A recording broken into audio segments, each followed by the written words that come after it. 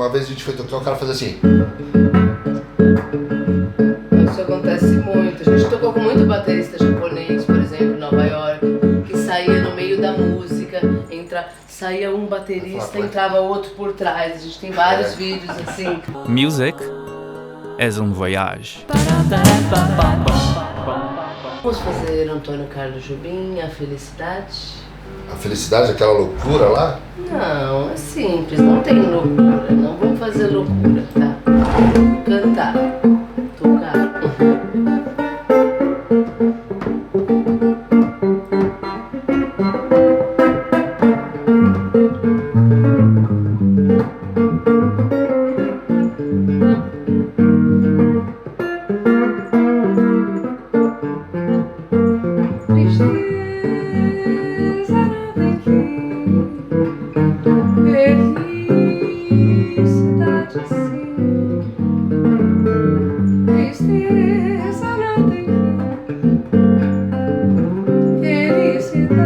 Agora você falou que estudou nos Estados Unidos. O quanto que essa formação internacional foi importante para sua música? Então, uma coisa muito louca, né? Porque eu estudava no Clã, na escola do Zingo Trio, que eu amo, lá no Brasil.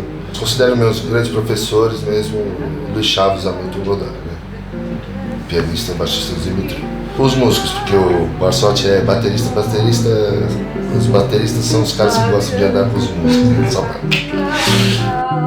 A gente trabalha o ano inteiro por um momento de sonho pra fazer a fantasia. E eu tinha 45 minutos de aula por semana. Daí, quando eu escrevi para os Estados Unidos, para saber como tinha que estudar lá, eles me mandaram uma apostila já com um monte de matéria, assim, né, arpejos e não sei o que, blá blá blá. E aí eu fui no consulado tirar o visto de estudante, o cônsul perguntou assim: mas por que você quer ir nos Estados Unidos estudar música se aqui no Brasil existem escolas maravilhosas? Eu falei, porque nos Estados Unidos eu vou ter minha escola fica aberta 24 horas por dia. Que isso, né? E aqui eu tenho aula 45 minutos por semana. Eu falei, ok. Vá. Né? Imagina se às 3 da manhã você tinha o seu armário, você podia deixar a sua guitarra lá, você vai estudar. Tinha salinhas com o pessoal isso? tocando. E aí, Carlos, Que isso? tocando, abriu o real book. Fora os professores. Eu tive aula com o Scott Henderson, com o Joey Pass, com o Fernando Bari, com o Howard Roberts, com o Joe Diorio, com o Norman Brown, com o Don Mock, com o Steve Lukather, com o Albert Lee, com o Albert Collins, com, cara, muita gente. Jerry Willis, Jeff Berlin, Tommy Tedesco, que até saiu viu as fotos agora. Esses dias, a gente viu as fotos dele no GT. Nossa, mas conta aquela passagem que eu Bom. acho que vai dizer muito que a gente estava falando sobre a levada, não só da Bossa Nova, mas como por exemplo do Djavan. Por favor, conta quando foi a sua sim. prova Acho que foi de leitura de partitura lá no GT. Meu maravilhoso mestre Alan Hines. Eu fui fazer o teste que era o Excellence. Se passasse naquele teste ali, ganhava um plus no diploma. E aí chegou lá, ele abriu assim 5 páginas, os cachos de uva, assim, né? Nota pra caramba. Eu falei, what the fuck, né? Ele falou, is what it is. É a música, é só ali. You get it. Então eu não vou ganhar nada, bicho. Porque eu fui pra lá pra ficar tocando com os caras, entendeu? Então eu passava horas, 4 horas tocando com o Scott Henderson, ficava tocando com o Don Mock e tal. Porque eu sabia, falar, a leitura é um negócio de hábito. Se eu tiver, por exemplo, que arrumar um trabalho numa orquestra, eu vou ter que ler partitura todo dia. Então daqui a algum tempo eu vou estar lendo tudo, né?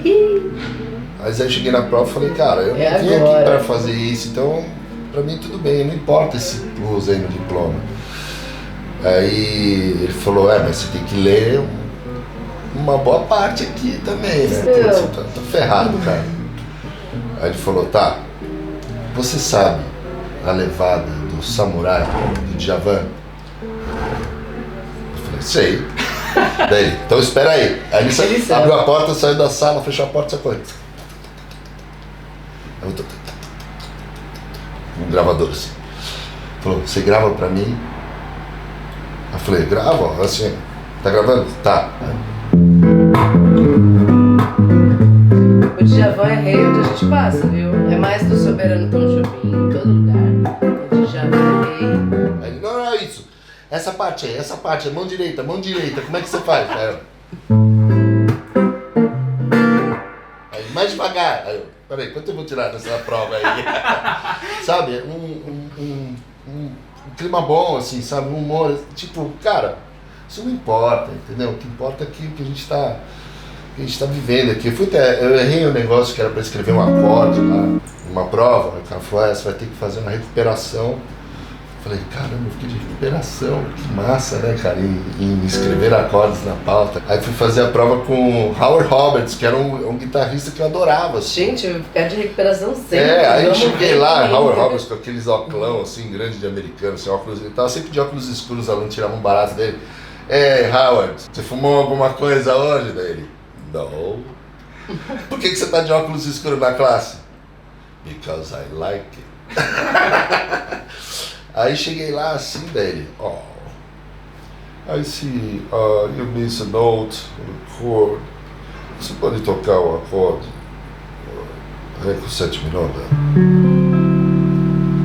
Aí você sabe as notas? Eu falei assim, Ré, Fá sustenido, Dó, Mi. Aí você consegue escrever, Ré, Dó, Mi. Aí, é isso, pronto. Você de onde? Você do Brasil. Vamos tocar Garota de Ipanema um pouco, vai, vamos lá. Os caras adoram, eles se aproveitam da nossa presença. Joey Pass também, tive uma aula com o Joey Pass, que ele chamou, eram 6 alunos só na sala, daí chegou o Joey lá, mal-humorado pra caramba, chamando assim, tipo, meu Deus, os caras com aquelas guitarras Flying V, cheio de caveira. O Joey Pass, e aí? O Joey Pass entrou, viu assim e falou, meu Deus, sentou, tirou aquela guitarrona dele, sentou lá. Quem é o primeiro? Aí o cara, eu. Aí falou, tá, então eu vou começar treinando o seu ouvido. Se eu toco um acorde assim, o que você ouve nesse acorde? Daí o cara, deixa eu ver, esse daqui, Mi. Não quero que você analise o acorde. Tô pedindo pra você tocar o que você ouve no acorde. Vou fazer outro acorde.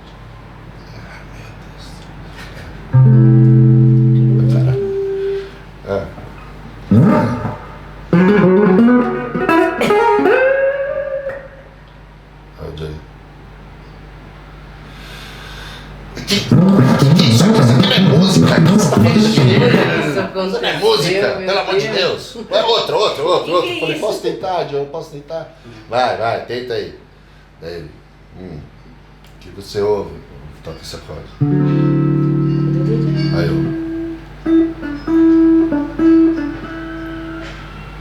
vai. Você é de onde? Eu sou do Brasil. Vamos tocar Corcovado? Daí fiquei lá. Tocando Corcovado. E os outros alunos? Que legal. E eu assim, tipo, será que ele não vai chamar mais ninguém? Não chamou mais ninguém. Aí acabou assim. Viu? Junta esse cara aqui. Tem que treinar o ouvido. Os brasileiros são bons nisso. Então, é aquela coisa. É ouvido. Vai lá ouvir. Eu já tive também um cara sintomático. Vejo que você toca uns rock and roll, mas tem uns negócios de jazz e tal. Eu queria tocar mais jazz. O que você gosta de jazz? Eu não gosto muito de jazz. Foi. Então você não vai tocar jazz, né, cara? Como é que você vai misturar? Não, mas é que você toca uns negócios meio de rock e de jazz. Fala, mas é que eu escuto jazz e aí eu tento misturar. O rock é uma força nesse caso, mas o jazz é liberdade. Só que a gente gosta da força do rock, né?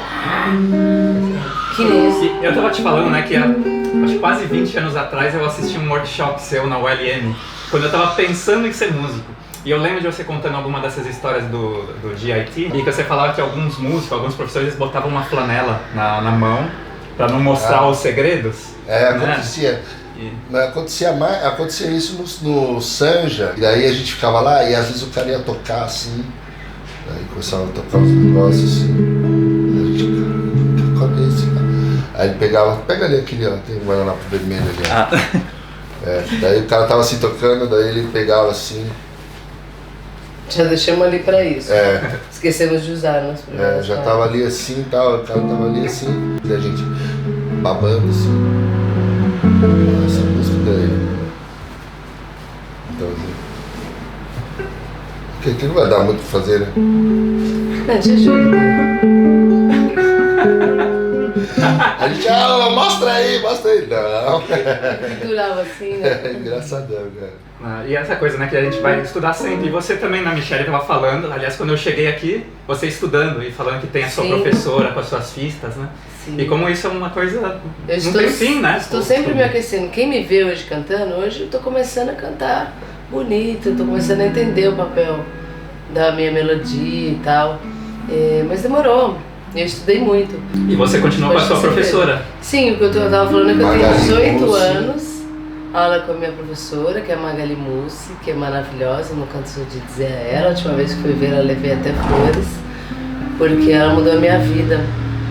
Porque eu não nasci cantando assim, eu cantava mal, pra falar a verdade, bem mal, assim, porque eu também dou muito valor em mim e dou muito valor em quem eu vejo que tem, ajudo muito, que é a coragem de se jogar nas jams, nas canjas, de poder cometer o erro, porque você só vai chegar no céu se você se permitir que você vai errar também. Mas é isso, estudar é muito importante. O que ela me deu foi que ela me deu um controle remoto. Hoje eu faço praticamente o que eu quiser, então o medo vai embora.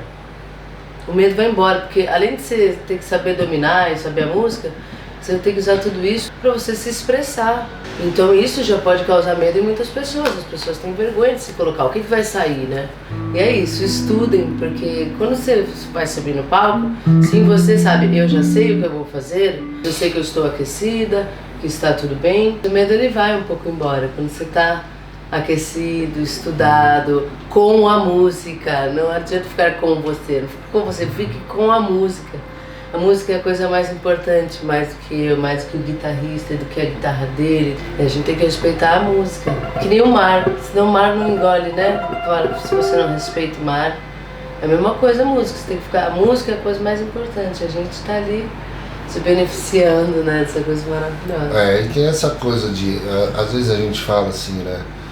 Cara, você tem que estudar. Não é que eu estudei, me matei de estudar, nossa, me esforcei o máximo para estudar. Não, pra mim sempre foi um prazer estudar. É um prazer, gente, um prazer maravilhoso. Tirar uma música nova, isso aqui pra mim, não é que eu tô me matando, eu tô sem dormir, eu tô preocupado, porque eu quero fazer bonito, porque a música é linda. Antes de ser a abertura do show do Hermeto Pascoal, exatamente. Antes de tudo isso, eu quero fazer a música, sabe, bonita. Mas a questão de estudar, por exemplo, um dos meus ídolos hoje em dia, deve estar com 22 anos de idade, se chama Jacob Collier.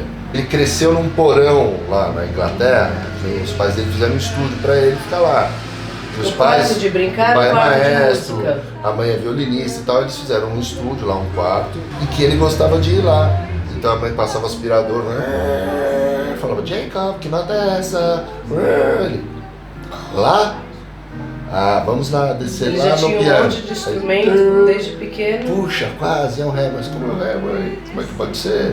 Porque como é que pode ser? É uma quarta, você quase acertou. Ele falou, e eu nunca tive essa disciplina de estudar. Meus pais nunca falaram, você tem que ir lá estudar, senão você não vai ser ninguém. Não, ele falou, eu sempre amei estudar. É gostoso ficar com a música. Tudo era estudo. Eu ouvi uma buzina na rua e falava, que nota é aquela? Eu acho que é essa. Eu descia lá, acertei.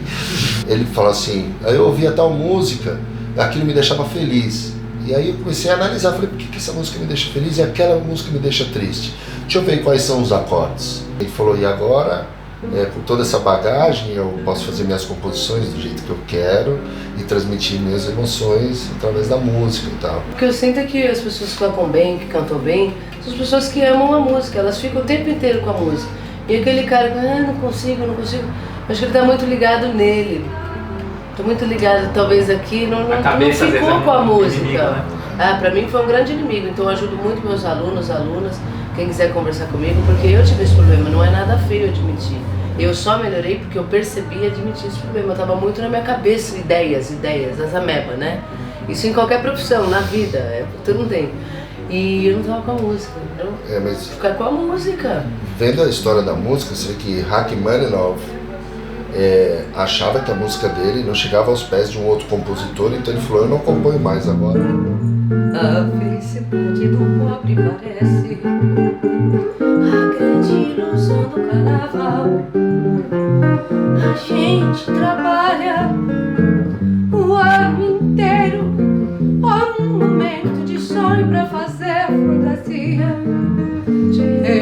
inspirada, jardineira e tudo se acabar na quarta-feira. Vocês têm composições também? A música que eu fiz pro João Gilberto. João Gilberto, queria ver tua harmona mais de perto. Acordes sonantes como nunca se viu. Entorta e abre a porta do Brasil. Meu Brasil brasileiro.